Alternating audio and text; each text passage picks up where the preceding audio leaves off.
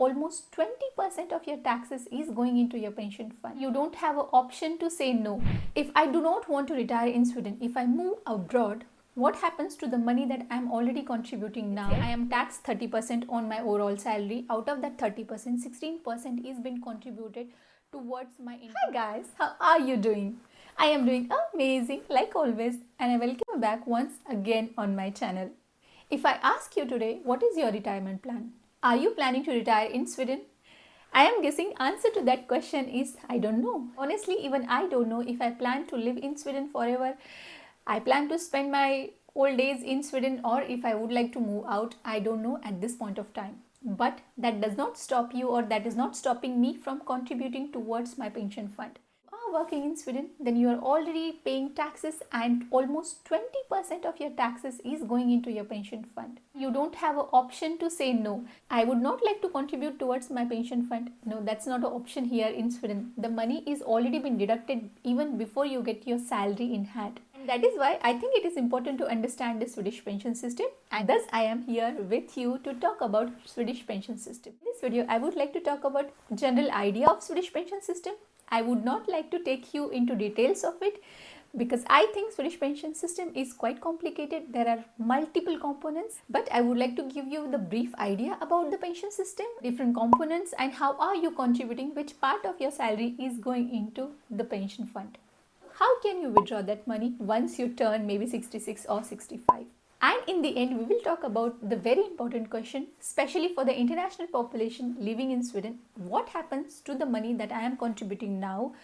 If I do not want to retire in Sweden, if I move abroad, what happens to the money that I am already contributing now?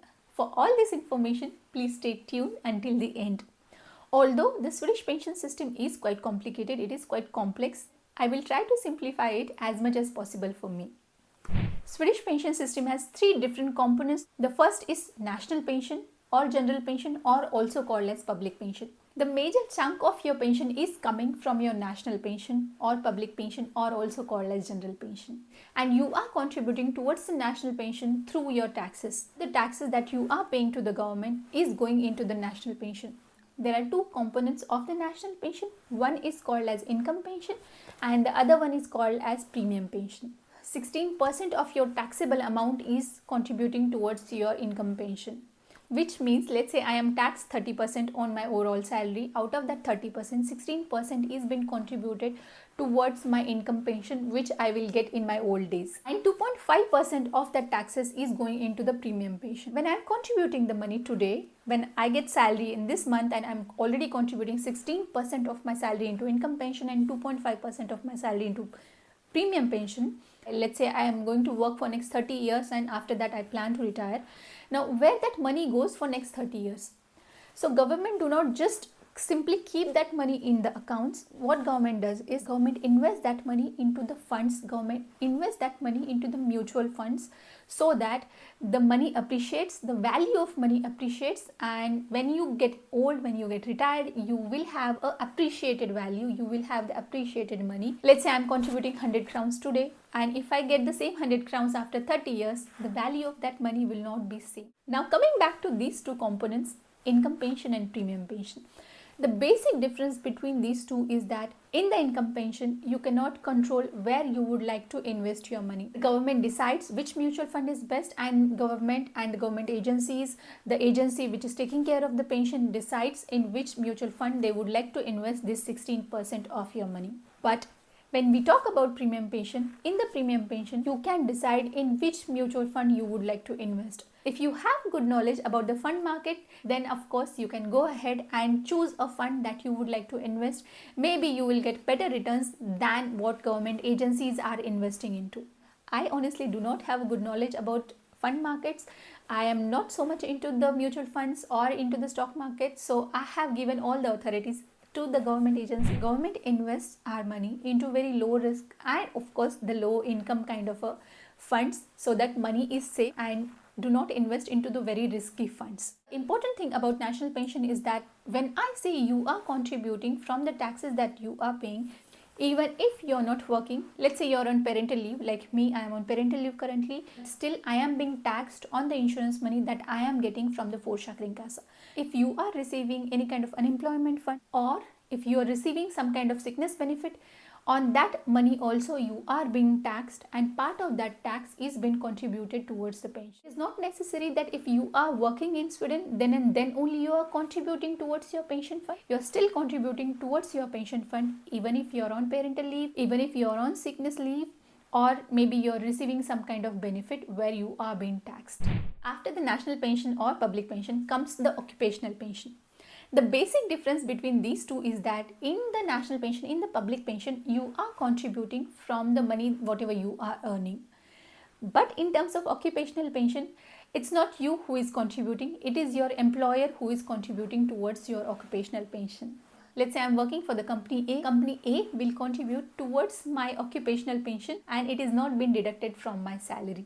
But the main clause here is your company has to be part of collective agreement. If you are working for municipality or any kind of government agencies, by default all the government agencies are part of collective agreement. You do not have to worry. Your employer is already contributing towards your occupational pension, also called as service pension. If you are working for the private firms, please check with your employer, are they part of collective agreement or not.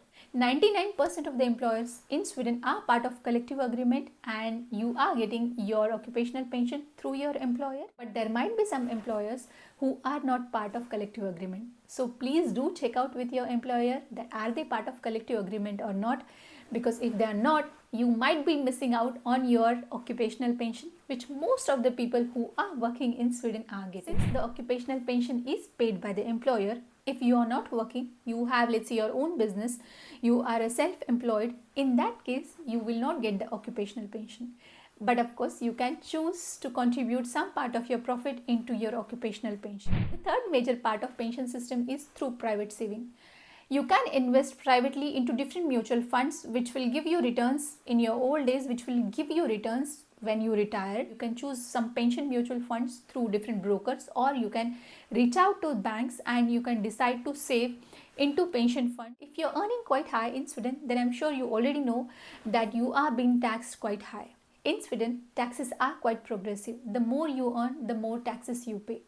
So to avoid high taxes, what you can do is you can save privately. Taxes are deducted on your gross salary. If you are investing privately into the pension funds, your gross salary will reduce, it will cut down, and in total you will pay little less taxes and you will save little more for yourself.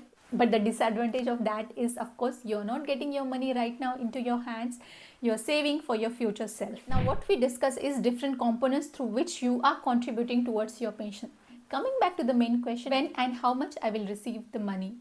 If you have worked long enough in Sweden, and when I say long enough, which means at least 30 years in Sweden, then you might receive 60 to 65% of your current salary in your old days when you retire, provided that you have the same or more salary for last 30 years. Let's say you're earning maybe 40,000 SEK right now, and you will be earning that 40,000 SEK for next 30 years.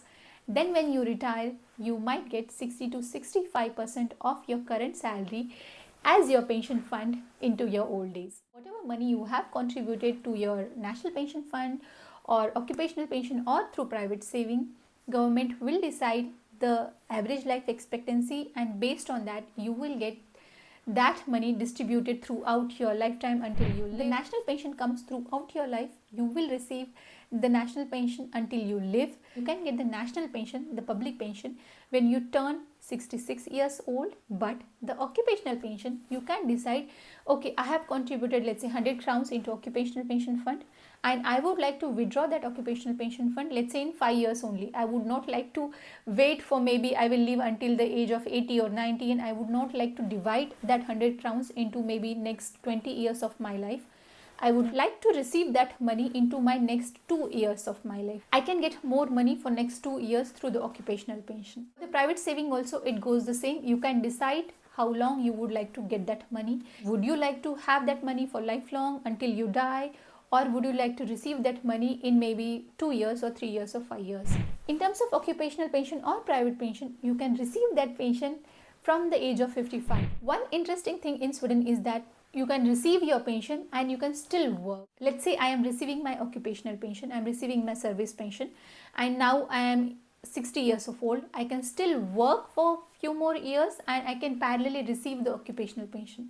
So it's a fun thing. Let's say I am working at the age of 60 or 65, but I am not getting enough salary, so I can complement that salary with my pension. Or vice versa, if I am not getting enough pension, I can still work and I can get enough money to live a better life in Sweden. What if I have lived in Sweden but I have not worked for very long, or my salary was very low, so I have not contributed good enough towards my pension, and right now I am not getting a good amount through my pension. In that case, what government does is government gives you a guaranteed pension, which means you will get some money from government as a guaranteed pension so that you can lead a basic life in Sweden. Based on your condition, you're single, you're married, where you're living, different types of pension that you are receiving. But the main clause is that to get a guaranteed pension, you need to be living in Sweden at least for 40 years. If you have lived in Sweden for 40 years and you have not worked, let's say for that 40 years, you will still get some kind of money in terms of guaranteed pension. Apart from guaranteed pension, you can also receive a housing supplement if you're not getting enough money from your national pension or from any different kind of pension. In that case, you can also receive a supplementary amount which is called as housing supplement. You will get a monetary help for your accommodation. Doesn't matter you have a rented house or you're living in your own house. It depends on your condition that how much money you're getting from different kind of pension, or if you're married or single. Based on that, the amount is been decided. Apart from guaranteed pension or housing supplement, there is also a third type of pension which is called as survival's pension. As the name goes, it has been given to the partners or to the children. Let's say I die today, then I can choose that part of my pension will go to my partner or to the children. To receive the guaranteed pension or housing supplement or the survival's pension, you need to be in Sweden. Coming to the main question that we discussed initially, what happens to the money that you are contributing now if you move abroad? Even if you move abroad, even if you move out from Sweden, you can still receive that money.